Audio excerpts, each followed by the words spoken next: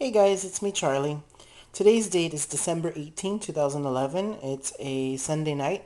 And the reason why I'm doing a video today is because I wanted to show you guys about some clippings that I just got through doing. This is a Christmas cactus. The color is a very, very bright pink.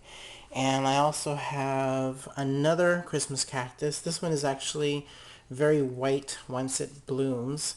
And this one has 6 clippings. As you can see there, it's going to look really nice and full. And I'm going to try to keep this all the same height and just keep on trimming it if I notice that some are beginning to grow too long. That way I get a nice bushy plant. Now this one's going to be more of a hanging looking plant. So this one I'm going to let drape over. And then I also pull out some spearmint from the yard. So I got 3 stems in there, and I'm going to keep this trimmed back so that way it'll be nice and bushy.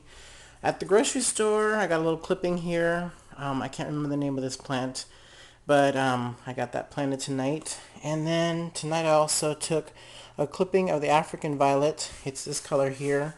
This is a dark, dark pink color as well, and this is the mother plant that I've been doing a lot of my clippings from. I got some clippings of another African violet. This is, I don't know what color this one's going to be.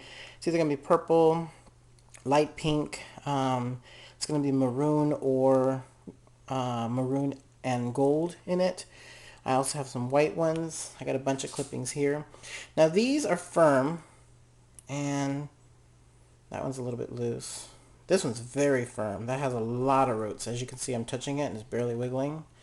This one and this one were just planted a couple of weeks ago. This one's been in there for a while. They have some little babies that are going to be popping out soon from the bottom. And so those little plants will look really attractive.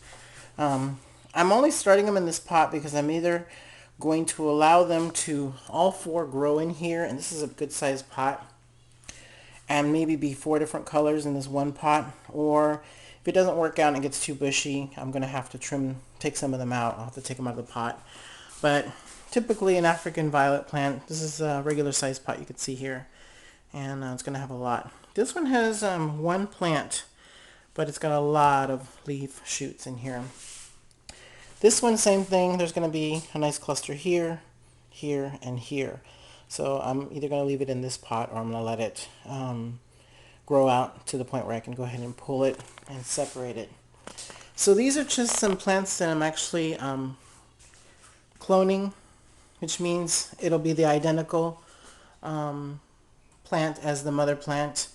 Here I have one of the mother plants, and this one had a bunch here that were hanging down really low and just looked ugly. So I want this to grow up and bushy and a little bit tall because it's in the way of everything whenever I'm in the kitchen doing some stuff. I bump into them.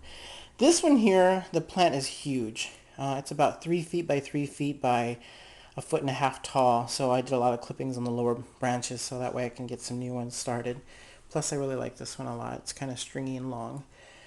So if you guys have any questions, any comments about, maybe put some comments down below about your experience with clippings and what you do.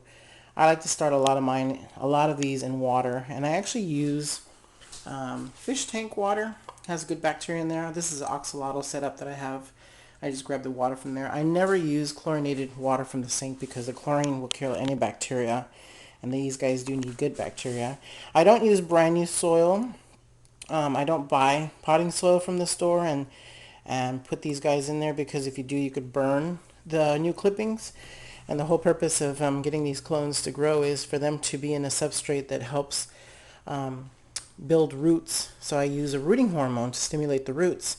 And then from there, I let them sit for 2 or 3 weeks in the pot. And then I do that little finger test where I push down. See how I'm pushing and this is not moving? It's got a lot of roots. It probably has a ball of roots like that big. And then you'll start to see little tiny plants growing from that. And then you can transplant them in a different pot because eventually they're going to suck up a lot of the nutrients.